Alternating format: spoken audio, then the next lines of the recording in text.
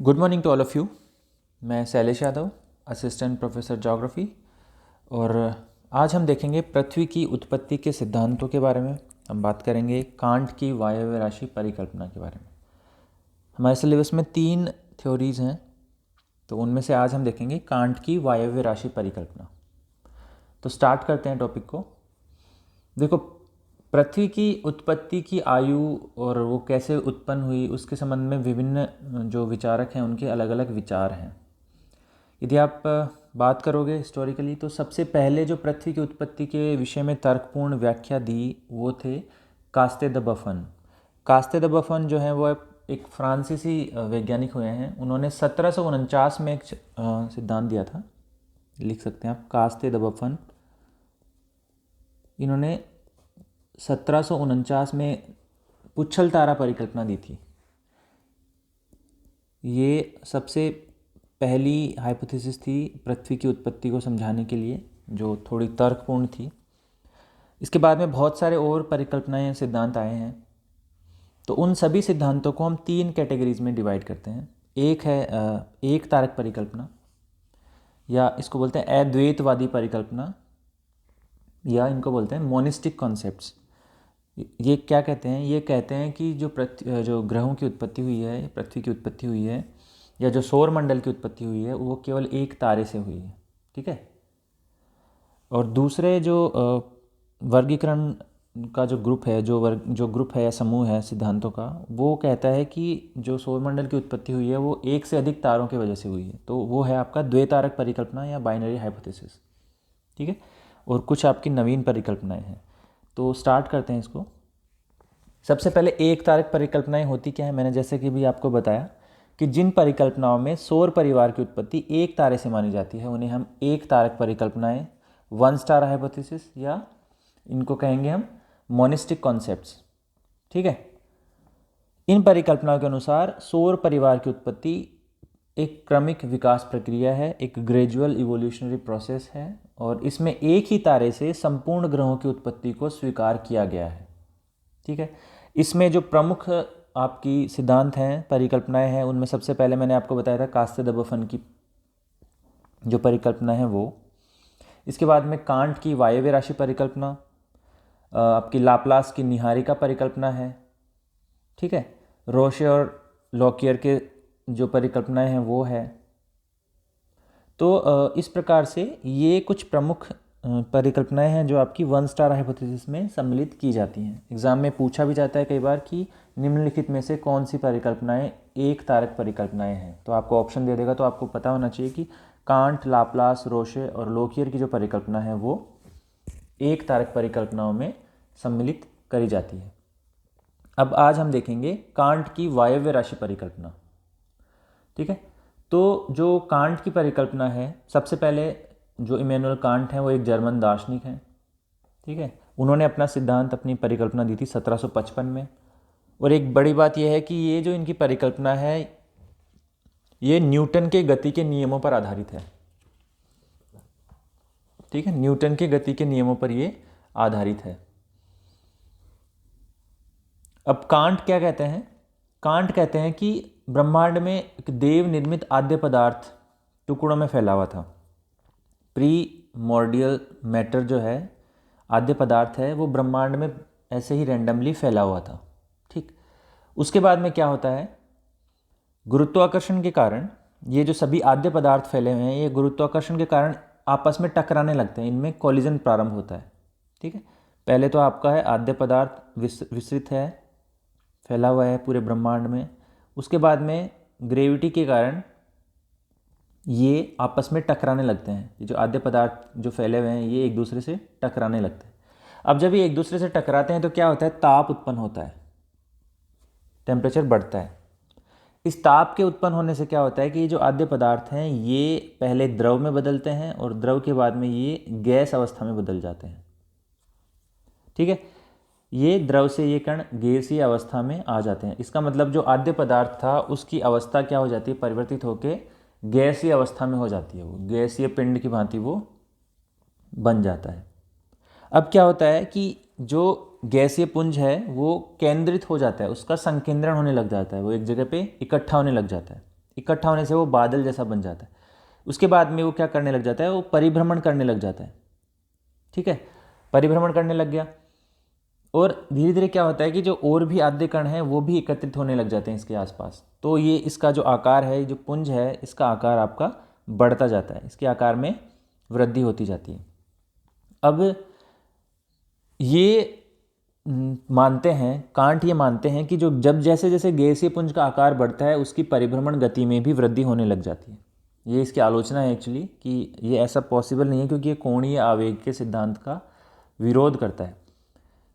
ठीक है, लेकिन ये मानते हैं कि जैसे जैसे आकार बढ़ेगा वैसे वैसे उसकी परिभ्रमण गति में भी वृद्धि होने लग जाएगी। इसके बाद क्या होता है कि इसकी परिभ्रमण गति इतनी बढ़ जाती है कि जिस गुरुत्वाकर्षण बल के कारण ये अपने केंद्र की तरफ आकर्षित था, वो गुरुत्वाकर्षण बल, उस गुरुत्वाकर्षण बल का जो प्रभाव है वो कम हो जाता है और एक दूसरा बल है उसका प्रभाव बढ़ जाता है, वो है अपकेंद्रीय बल। तो अपकेंद्रीय बल जो होता है, या जिसको बोलते हैं सेंट्रीफ्यूगल फोर्स, सेंट्रीफ्यूगल फोर्स क्या होता है, यह वह बल होता है जो केंद्र से बाहर की तरफ लगता है।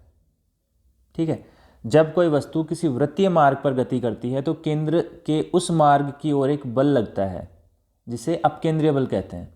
ये क्या होता है, ये आपको चीज़ों को बाहर की तरफ धकेलता है। ठीक है, जैसे इसका एग्जांपल आप देखोगे, जैसे दूध से मक्खन निकालना, फिर वो जो मौत का कुआं होता है उसमें जो साइकिल चलाते हैं, वो आदि जो एग्जांपल है ना, वो इसी के बल हैं, जिसके वजह से क्या होता है कि जो पदार्थ है वो परिधि की तरफ आकर्षित होता है। ठीक है, इसका अपोजिट बल होता है अभिकेंद्रीय बल, जो कहाँ लगता है, जो वृत्त के केंद्र की ओर लगता है। तो जो केंद्र की ओर लगता है उसको बोलते हैं अभिकेंद्रीय बल, और जो परिधि की तरफ लगता है वो आपका कहलाता है अपकेंद्रीय बल या सेंट्रीफ्यूगल फोर्स। तो सेंट्रीफ्यूगल फोर्स अब क्या हो गया, अपकेंद्रीय बल बड़ा हो गया, गुरुत्व बल, चूंकि गुरुत्व बल केंद्र की तरफ लगता है तो वो एक प्रकार से अभिकेंद्रीय बल है, और हमारा जो अभी बल है वो क्या है, अपकेंद्रीय बल। तो अपकेंद्रीय बल का मान ज़्यादा हो जाता है, जिसकी वजह से क्या होता है कि जो ये परिभ्रमण करती हुई जो ये वो है आपकी गैसीय पुंज है, उसके एक तो केंद्र में उभार उत्पन्न हो जाता है, दूसरा वो उससे बाहर की तरफ छल्ले निकलने लग जाते हैं, रिंग्स बाहर की तरफ निकलने लग जाते हैं। देखा ना, ये उभार बढ़ने के बाद क्या होता है, एक एक करके इससे छल्ले बनने लग जाते हैं या रिंग्स बनने लग जाते हैं, और इसी प्रक्रिया में इस प्रकार से 9 गोलाकार छल्ले निकलते हैं बाहर, जो 9 नेबुला बनाते हैं। ठीक है, निहारिका के रूप में अलग हो जाते हैं, और जिनसे बाद में क्या मिलते हैं, 9 ग्रह बनते हैं। ठीक, और ये जब ग्रह बन जाते हैं उसके बाद में भी वो प्रक्रिया निरंतर चालू रहती है, और ग्रहों से फिर क्या बनते हैं, आपके उपग्रह बनते हैं, और जो अवशिष्ट बचा हुआ भाग रह जाता है, जो राष्ट्र में जो रेमिनेंट रह जाता है, उससे बनता है आपका सूर्य। तो इस प्रकार ये बोलते हैं कि जो सोलर सिस्टम है या सौर्य परिवार है उसकी रचना होती है। अब आप देखोगे, कांट इसलिए कहते हैं कि मुझे पदार्थ दो, मैं पृथ्वी की उत्पत्ति करके दिखा सकता हूँ आपको। पदार्थ मतलब जो आद्य पदार्थ या प्रीमोर्डल मैटर है, उसको यदि आप मुझे दे दो तो मैं आपको पृथ्वी की उत्पत्ति कैसे हुई ये दिखा सकता हूँ। इसीलिए वो बोलते हैं give me matter and I will show you how to make a world out of it. ठीक है, तो ये इस डायग्राम में आप एक बार फिर से देख लीजिए। सबसे पहले ये आद्य पदार्थ फैला हुआ है यहाँ पे, उसके बाद में क्या होगा, गुरुत्व बल होगा।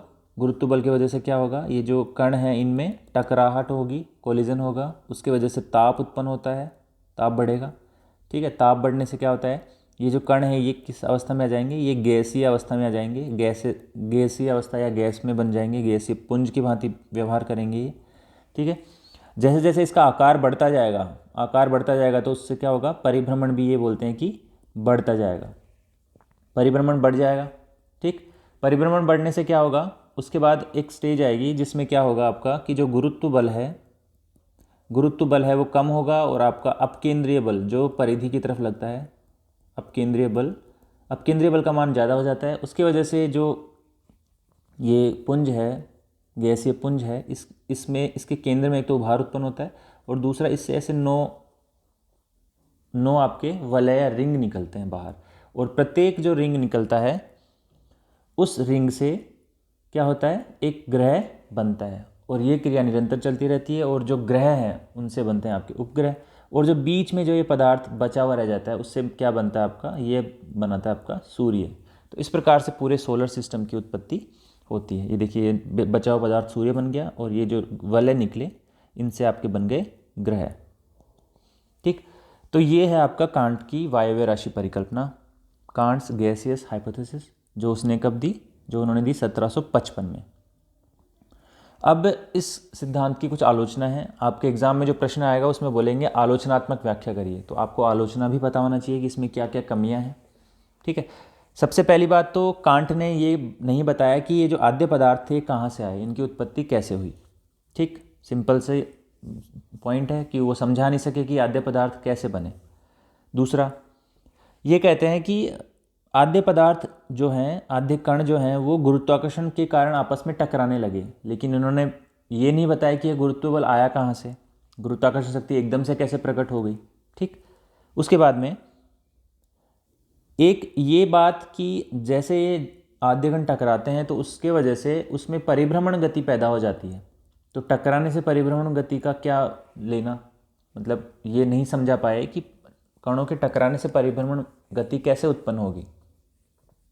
ठीक है, और जो सबसे इम्पोर्टेंट इनकी जो कमी रही सिद्धांत में वो ये रही कि कांट ये मान्यता करते हैं, वो ये एक अजम्पशन लेते हैं कि जैसे जैसे गैसीय पुंज का आकार बढ़ेगा वैसे वैसे उसकी परिभ्रमण गति में भी वृद्धि होगी। लेकिन ये जो बात है ये कोणीय आवेग की स्थिरता के सिद्धांत के विपरीत है। ठीक है, क्योंकि ये सिद्धांत जो है वो ये कहता है कि जैसे जैसे गति बढ़ती है तो आकार घटता है, और यदि आकार घटता है तो गति बढ़ती है। तो इस प्रकार से गतिक विज्ञान के नियमों के विपरीत है। तो ये इसकी प्रमुख आलोचना है, ये इसकी कुछ आलोचनाएं हैं जो आपको पता होनी चाहिए। तो ये हम देख लिए हैं अभी। इसके बाद में जो नेक्स्ट हम देखेंगे एक सिद्धांत पढ़ेंगे, वो है आपका जेम्स जीन्स की ज्वारीय परिकल्पना। वो आपकी द्वैतवादी या डुअलिस्टिक कॉन्सेप्ट है, जिसमें वो पृथ्वी की जो उत्पत्ति है, जो ग्रहों की उत्पत्ति है, वो दो तारों से मानते हैं। ठीक है, तो उसको हम नेक्स्ट क्लास में देखेंगे। आज के लिए इतना ही था। Thank you very much.